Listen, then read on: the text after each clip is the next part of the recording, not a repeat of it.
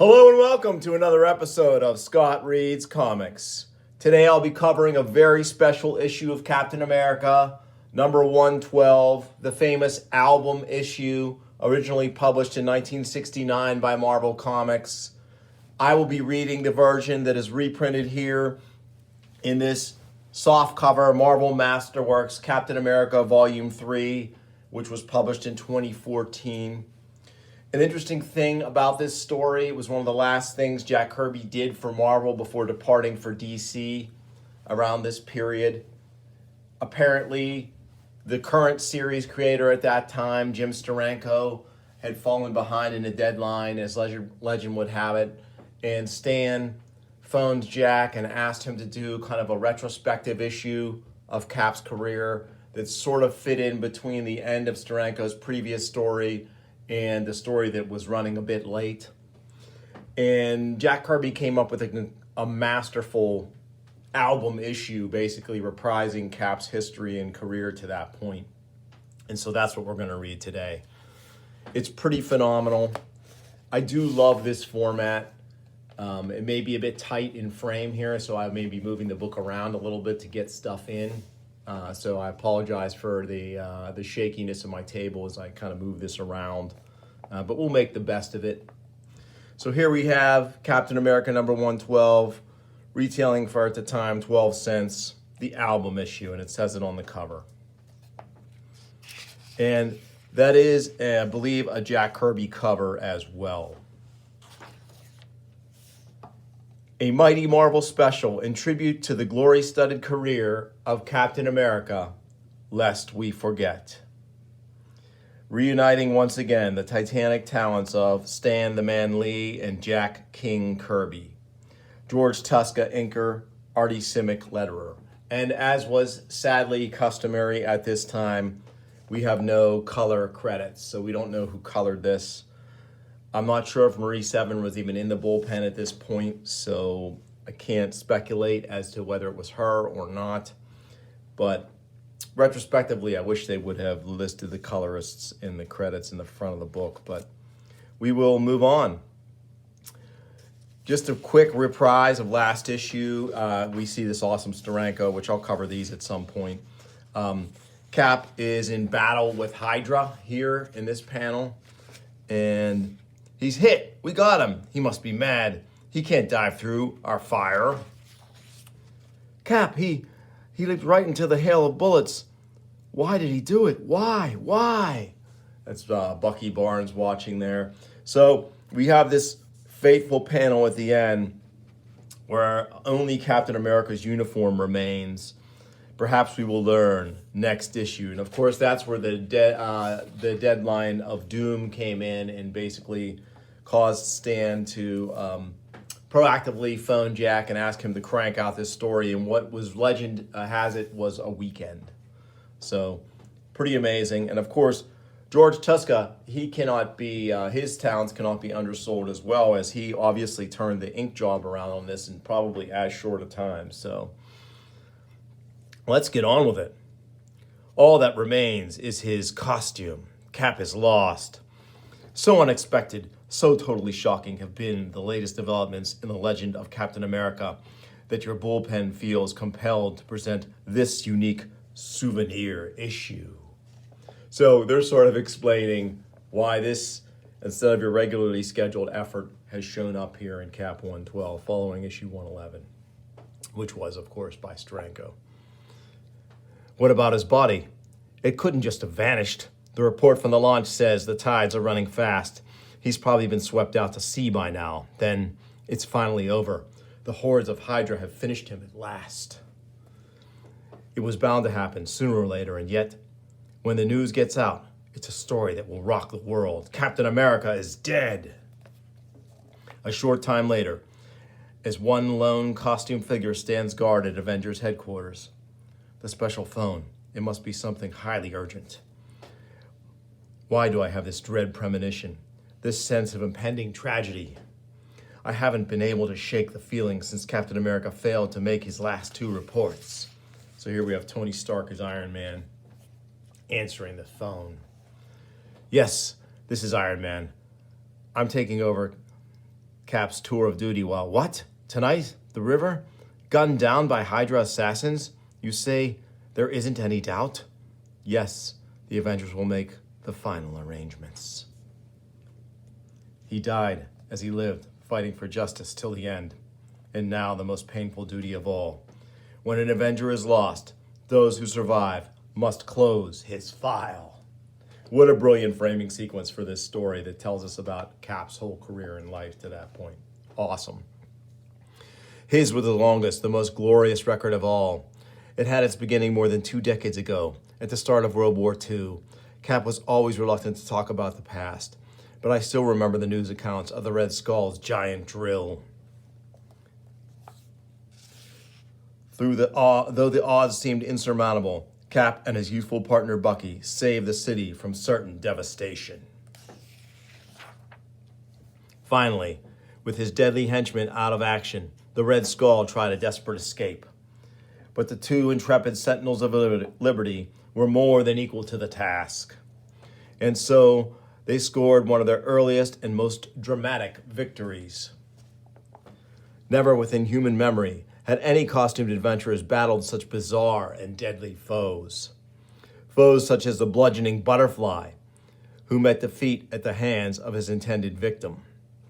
Students of crime will speak in hushed whispers about the original ringmaster of evil, whose traveling circus was just a cover-up for the most vicious Nazi spy ring of its day. But Cap soon put it out of action, just as he crushed the sinister, unholy legion of beggars, which held an entire city in the grip of fear. And there were so many, many others. From the maddening menace of the White Death, who stalked a ghastly castle, to the strange and macabre Toadman, Cap never shirked. He never faltered. He never sought reward. Then, when the United States itself entered World War II, Captain America and Bucky were ever in the thick of it. How many words have been written? How many pages printed extolling their countless combat exploits? But not even one of the most renowned partnerships in all adventuredom was destined to last forever. Suddenly, startlingly, as the worldwide conflict was nearing its inevitable end, Zemo appeared. Zemo, the mysterious masked Nazi mastermind. Zemo, the hate-obsessed Hitler-phile, who caused Captain America to face his most disastrous defeat. A defeat which had its tragic beginnings in a secret enemy drone plane, a plane which Cap and Bucky had been ordered to destroy, never suspecting that it was part of a demonical, deadly trap. And so the stage was set for monumental tragedy. It started with a deafening rocket's roar and a valiant, suicidal charge. And then it was that Captain America heard the fateful sound, the sound of a ticking bomb. Frantically, he tried to warn his youthful partner, but the warning came too late. Not even the steel-sinewed fingers of Steve Rogers could maintain his grip upon that slippery, oil-spattered wing. And so, only Bucky was aboard, and when the booby-trapped ship blew up. As for the grief-stricken man, known throughout the globe as America's fighting Sentinel of Liberty, the world was destined to hear of him no more, for 2 fateful decades as the silent current relentlessly pulled him out to sea. But after a hiatus of 20 years, an inscrutable fate caused a never-to-be-forgotten meeting to occur, as Namor, the first Prince of Atlantis, surfaced in the icy Arctic Sea. I have to stop for a second. I love Kirby's panel arrangements here. You can tell these were designed for speed, this 4-panel arrangement on this page, but he incredibly retells the origin, or I should say the story of Captain America's journey into hibernation. And I just love all of the Kirby marks that we see here in these panels that make it so distinctly him. I love the way he draws water. The colors on this are gorgeous too. I wish we knew who did them. If you do know, let me know in the comments. Back to our story. Namor, the first lord of the undersea realm. Namor, the superpowered submariner. Pausing after an epical journey, the awesome amphibian observed a figure frozen in ice, worshipped by the primitive Eskimos. Nameless rage soon filled his regal breast. For was not he alone the true submariner? And so a native god was rudely toppled.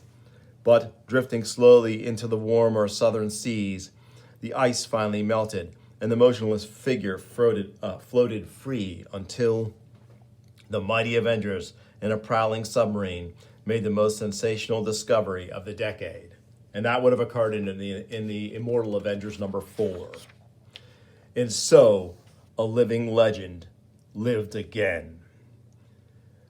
This is an incredible page. Wow. And again, this would be a good way for Kirby in a bind on a deadline to cut a couple of corners to do this full page, almost poster-like presentation to move the story along. Totally awesome. And this, in fact, would make a dynamite poster.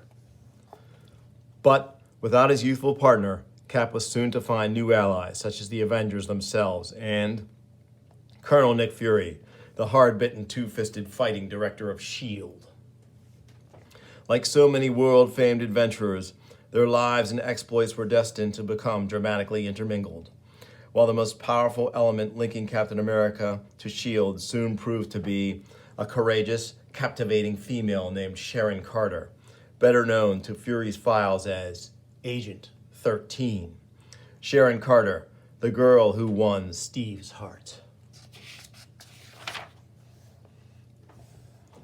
How many times had the red, white, and blue Avenger courted death itself to fight side by side with the girl he loved? Such as the time he dared face the wrath of MODOK himself. MODOK, monstrous ruler of the secret army known as AIM. MODOK, who had never before been defied, let alone defeated. MODOK, whose highly trained, murderous agents were among the most feared fighting men on Earth. But fear was a stranger to the man called Captain America. And so today, MODOK and his murderers menace the world no more. It finally seemed as though the happiness which had been so long denied to Steve Rogers might be his at last. Together with the girl he loved, he miraculously leapt from triumph to triumph, until it seemed that no foe could beat him, no danger could stop him. Not even when the very earth exploded beneath their feet. And one of the most maniacally macabre menaces of all erupted into view. It was then, as a shocked human race will never forget, that the Red Skull's most cataclysmic creation threatened to destroy all of mankind. And there was none but Captain America to oppose him. None but the indomitable Sentinel of Liberty, and a frail, though valiant female, who would never leave his side to face the bludgeoning, almost inconceivable power of the fantastic Fourth Sleeper. And again, we have a pretty dynamite full page here. Totally awesome. And this next page is great too, showing us an array of Cap's other, perhaps lesser foes, but still colorful and cool. But the courage and dedication of the incredible skill, the shield-slinging Sentinel smashed the final Sleeper and a host of other colorful foes as well. Foes such as Batroc the Leaper and the tantalizing Tumbler. Not to mention the always dangerous Swordsman. Or such super-powered menaces as the living Laser. Where other men might falter, such as the time Steve seemed trapped by the Red Skull's band of merciless exiles, Captain America merely fought all the harder, knowing that liberty itself was ever at stake. Love the power of these combat scenes is just awesome. And as the terrifying Trapster was soon to find out, never did a man use one single weapon the way Cap used his symbolic streaking shield. But even when battling the bludgeoning force of Dr. Faustus, his greatest weapon, his most infallible weapon was, as always, the fury of his flailing fists. And now it's ended. Our most honored freedom fighter struck down at his prime by the hate-filled hordes of Hydra. Rest easy, soldier. You will be avenged. Next, things are never what they seem. So as we all know, Cap is not really dead. And Steranko's final issue, 113, would tell the tale. Pretty incredible stuff here. But yeah, I mean, just looking back through this, it was great to see Kirby give one final valiant effort in his long years of work for Marvel before going off to DC to start his new work on the New Gods and his Fourth World stuff. What an incredible story. I've been seeking this one in hard copy for a while. It's tough to actually get it at an affordable price. It's really shot up in value over the years, but I will still be on the hunt for it. But in the meantime, I'm very happy to have shared this reprint version with you. I hoped you liked it. If you did, please tell your friends, like and subscribe, and I'll bring you more soon on Scott Reads Comics. Thanks for watching.